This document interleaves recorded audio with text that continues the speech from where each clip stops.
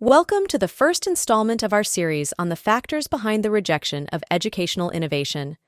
Today, we're going to take a look at a key element, the basis of a lot of things, in fact, digital literacy. I'm Zoe, the artificial intelligence who hosts Gregoire's podcast episodes for his Novagogi channel. Gregoire, can you start by identifying the spectrum covered by the notion of digital literacy and why it's so important for educational innovation? What is digital literacy? Well, it's the set of skills, knowledge, and behaviors needed to use, understand, evaluate, and create content in the digital age. It includes both technical know-how and the ability to think critically about digital integration and appropriation. Lack of digital literacy, or a low level of literacy, whether on the part of the teacher or the student, can be a big obstacle to the integration of pedagogical innovations. That's why it's crucial to tackle this problem if we want to develop a real culture of innovation and give it every chance of success. Thanks. But then what are the main obstacles linked to the lack or low level of digital literacy among teachers and students? Let's start with teachers, and I'll take this opportunity to extend my answer to educational consultants. To adopt new pedagogical approaches with digital technology, you need a certain level of digital literacy. This means not only mastering the use of educational tools and technologies, but also having a critical eye for their potential and limitations, so as to be able to make informed choices. For example, teachers need to know how to choose the right technologies for their learning objectives, set them up correctly, and guide their students in their use. They also need to be able to assess the impact of these innovations on their students' results and engagement. In short, a true mastery of the digital world is essential if you are to integrate new pedagogical approaches and align them with your course and your personality. In fact, we often speak of a pedagogical approach or signature. Unfortunately, many of us are still struggling to develop these digital skills. Some lack training, others resist change, and prefer to stick to their traditional methods. In my opinion, this reluctance to embrace digital technology can really compromise the adoption of pedagogical innovations, and sometimes even lead to the rejection of certain good practices. Of course, digital literacy doesn't just concern us teachers, it also concerns our students. As key players in the learning process, they too need to develop solid digital skills if they are to truly embrace pedagogical innovations. For several years now, we've been talking more and more about learner-centered teaching, about the student at the heart of his or her learning as a success factor. There's a reason for this. What does this mean in practice? First and foremost, students need to know how to use all the digital tools and platforms made available to them during their learning journey with a certain degree of ease. Whether it's collaborative software, online resources, or mobile apps, they need to be able to master them with ease. That's why I recommend as much as possible that teachers always introduce the digital tools they're going to use in their lessons in the first session. Usually, this is limited to presenting the lesson plan, rules and expectations, but rarely the digital tools. And this should go as far as presenting the learning management platform, which plugins are activated and why. This helps students understand how to navigate through their course, how to consult content, and above all, how to hand in their work. And if the teacher activates tools to facilitate learning, guide students or whatever, this allows students to understand and by echo to adhere to their teacher's pedagogical project. I've seen several projects fail and stressful situations degenerate just because of this lack of communication. But digital literacy isn't just about that. It's also about understanding digital issues, such as the reliability of information sources, the protection of privacy, and the ethical use of data. Students need to develop a critical approach to everything they find and use online. Unfortunately, many students have not yet reached this level of digital literacy. Some don't have access to the equipment and connections they need, while others haven't received sufficient training in the use of digital technology at school. And this digital divide among students can have serious consequences for the adoption of pedagogical innovations and sometimes for their ability to keep up with their studies. Students who are less at ease with digital technology are likely to feel overwhelmed or even rejected by the use of new technology in the classroom.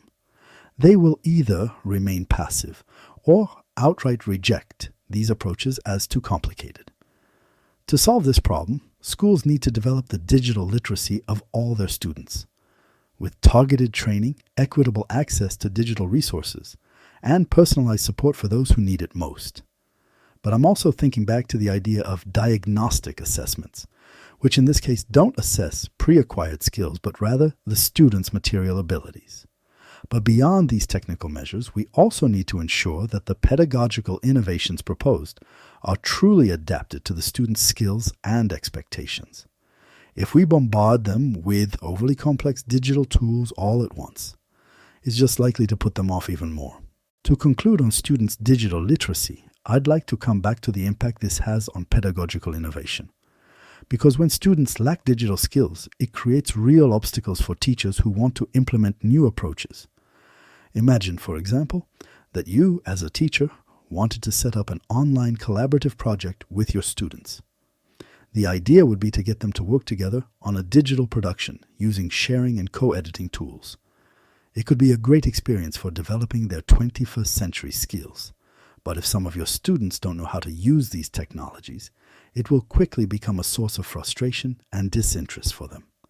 They'll feel lost, unable to participate fully, and may even reject the activity altogether. It's easy to imagine the impact this can have on group dynamics and the motivation of the whole class. Under these conditions, as a teacher, you'll be much less inclined to try this kind of experiment again.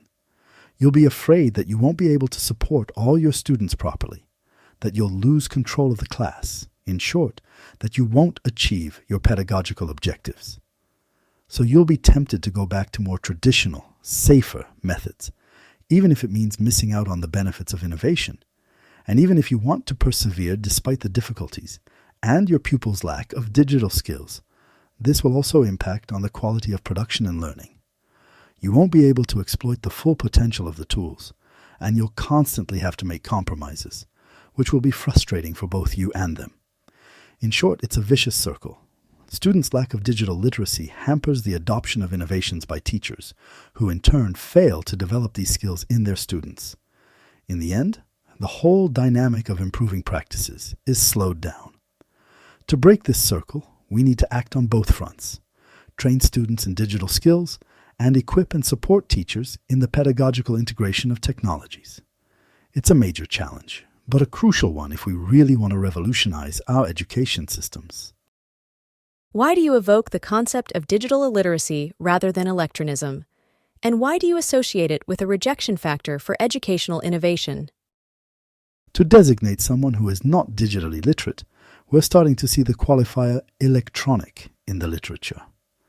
As I did during the pandemic to distinguish between bimodal and comodal approaches, I'm going with the pragmatism of semantics and word construction. The adjective electronic is formed from the root electronics, which refers to digital technologies, and the prefix ill, which indicates negation or lack, as in illiterate. Those who validated this word therefore wanted to designate someone who has no skills or knowledge in the field of electronics and digital technology, in the same way as an illiterate person has no reading or writing skills. It's a fairly recent word that refers to people who are in difficulty or excluded from the digital world due to their lack of computer skills. I have a big problem with this word because electronic and digital are not exactly synonymous. Electronics refers to devices and circuits using electronic components, whereas digital is broader and concerns information and communication technologies based on the processing of digital data. If I want a word with an objective construction, a better term for someone who is not digitally literate, then I'd have to say digital illiteracy. The concept of digital illiteracy is not one of my inventions. It already exists to talk about the inability to use basic digital technologies like computers, the internet, smartphones. Digital illiterate, or in situations of digital illiteracy, are more apt to describe someone who has difficulty mastering digital tools and environments. Coming back to the rejection of pedagogical innovation, I believe that the notion of digital illiteracy should not be reduced to a simple lack of technical skills.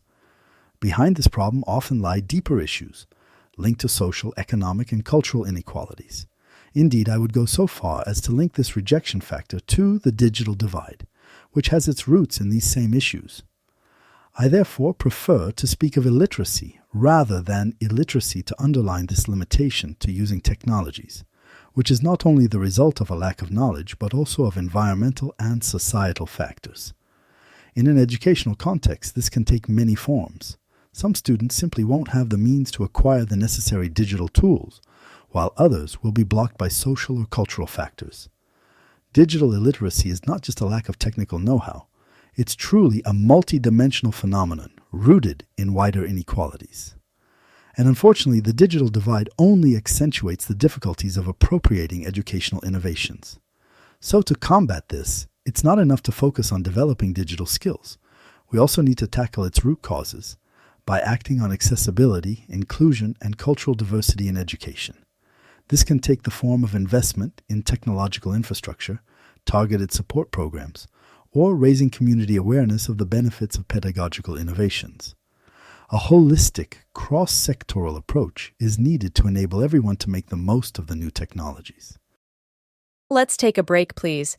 Don't you think you're stigmatizing those who reject what we associate with innovation on the grounds that it requires a certain level of computer skills after all? Look, I perfectly agree that it's possible to teach without integrating digital technology. In fact, I have no problem talking about pedagogical innovation, even in those cases where the teacher would teach with traditional supports like paper, a chalkboard, or even without any support at all. But the fact is that the world is changing and technology has become omnipresent, especially since the pandemic and the rise of hybrid teaching. I understand concerns about digital literacy. It's a subject that can easily make us feel embarrassed, especially when we compare ourselves to our colleagues. But let's not torture ourselves about it, okay? It's really nothing to be ashamed of, and we often overestimate other people's levels.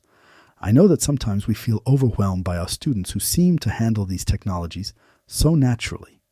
But let's not forget that this is their generation. They've grown up with digital technology. That doesn't mean we have to feel incompetent. So I would say to the teachers listening to this podcast that they have other strengths to bring to bear on them. And as for their colleagues, there's no need to put pressure on themselves either. Everyone progresses at their own pace. The most important thing is that you are willing to learn and improve. Your management will appreciate this commitment. So don't hesitate to talk openly about it, to ask for help or just advice sometimes. Together, you'll be able to find solutions to help you improve your skills. You'll see, it'll do you good not to have to hide it anymore. As you go along, you'll gain confidence, and your students will feel it. They'll know that you're there to help them, that you're committed to offering them the best.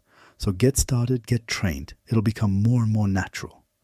The challenges of illiteracy in the classroom can have major repercussions. Imagine a student who doesn't have internet at home, or who comes from a background where the use of screens is not valued. When you offer digital activities, they're likely to feel completely left out, even excluded. And that's going to impact on their motivation and learning. So how do you identify these problems of the digital divide among students? You need to keep an eye out for signs of lack of mastery, such as situations where a student is struggling with a software program, doesn't understand the instructions, or just doesn't know how to follow them. In short, they avoid digital tasks as much as possible. You need to talk to them to understand what's blocking them. And what about the teacher? Shouldn't he or she hesitate to take a stand in terms of his or her own digital literacy? The best recommendation I can suggest is to take stock of one's own skills and fluency. Because if I'm not at ease, it's going to be felt by my learners, who, by the way, are no longer students but teachers. They'll pick up on my stress, my fragility, and my frustration, and that's likely to fuel their rejection of digital technology and, by echo, of my teaching approach. Sometimes this can go as far as rejecting the teacher's credibility. So don't hesitate to ask for help or advice, or just exchange ideas with your peers. Aiming for a level of 100 is pointless. I often talk about pedagogical alignment, and this is a major point here too. We need to adapt our literacy level to that of our course, but also to that of our students to become a digital literacy reference they can trust. That's what it's all about, offering everyone the best possible conditions to flourish with digital technology. It's a huge challenge, but it's also a fantastic opportunity to change practices and contribute to a fairer, more inclusive, and accessible education. Thanks. But in the end, How is the development of digital literacy an essential condition for the sustainable adoption of educational innovations? A low level of digital literacy among both teachers and students is a major obstacle to the successful adoption of educational innovations. Whether due to a lack of technical skills, resistance to change, or inequalities of access, this problem greatly weakens the integration of new educational approaches. To remedy this, it is essential to tackle the issues of training, equipment, and support for those involved in education. Institutions must invest heavily in the professional development of their teachers, while ensuring that students have the resources and support they need to make the most of the technologies. That's clearer, thank you.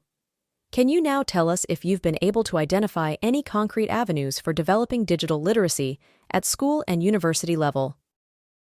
For teachers, the first essential lever is continuing education. It is vital that schools and universities offer regular professional development programs focusing on digital skills. This can take the form of practical workshops, online training, or peer mentoring. The aim of these training courses should not be limited to technical training in the use of tools. Teachers must also be able to think critically about the pedagogical uses of digital technology and adapt to innovations. Knowing how to choose technologies wisely, integrate them seamlessly into their practices, and assess their impact. These are essential skills to master. At the same time, schools need to ensure that their teachers have simple access to digital resources and easy, appropriate support in using them. This means investing in technological infrastructure, as well as setting up teams dedicated to providing pedagogical support and solving technical problems. As far as students are concerned, the development of digital literacy must start at an early age. In addition to technical skills, school curricula must include training modules in the responsible and critical use of digital technology. It is also essential to ensure fair access to technologies within schools. It is preferable to make equipment and internet connections available to all students to give access to those from disadvantaged backgrounds without discriminating against others for whom family priorities are unknown. This is an essential prerequisite for reducing the digital divide and remaining ethical towards the whole community. To conclude this episode, can you quickly tell us what role teachers can play in strengthening their students' digital skills? Indeed, teachers themselves have an essential role to play in strengthening the students' digital literacy. By gradually and appropriately integrating digital tools into their teaching practices, they will enable their students to familiarize and train themselves in digital uses. And this can go as far as integrating AI generatives. In short, developing digital literacy on a large scale requires mobilization at all levels, from initial and in-service teacher training, through hardware investments by schools, to the inclusion of digital skills in school curricula. This is a major challenge, but also an essential condition for the sustainable adoption of pedagogical innovations. Thank you for your analysis of the challenges of digital literacy for pedagogical innovation. It's clear that this is a major challenge, but also a tremendous opportunity to radically change the way we teach. With Gregoire, we'll continue to explore the factors behind rejection and how to remedy them. Subscribe now and stay tuned for future episodes and videos. See you next month to continue this podcast series on the rejection of educational innovation.